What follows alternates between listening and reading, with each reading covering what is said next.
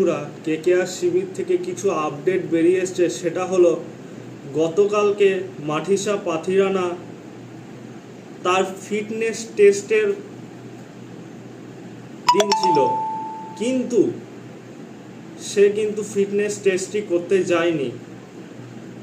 ডাকা হয়েছিল শ্রীলঙ্কার বোর্ড থেকে তাকে ফিটনেস টেস্ট করার জন্য, কিন্তু সে যায়নি টেস্টই করাতে। এটা কলকাতার কাছে কিছুটা হলেও খারাপ খবর, কারণ টেস্টে পাস করলে তাড়াতাড়ি সে কলকাতায় আসার সম্ভাবনা থাকতো, কিন্তু যেহেতু সে যায়নি তাই কলকাতার কাছে একটু খারাপ খবর এটা হতে পারে। তবে এখনও সম্ভাবনা আছে যে কলকাতার সাথে হায়দ্রাবাদের ম্যাচটাতে সে চলে আসতে পারে, এইটুকু সম্ভাবনা এখনও দেখা যাচ্ছে।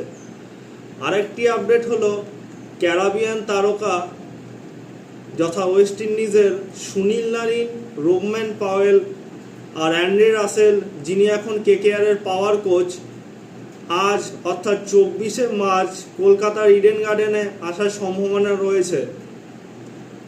ধন্যবাদ, এটুকুই আপনাদের আপডেট দেওয়া ছিল। পরবর্তী কোনো আপডেট পেলে আমি আপনাদের আবার শর্ট ভিডিও করে জানিয়ে দেবো।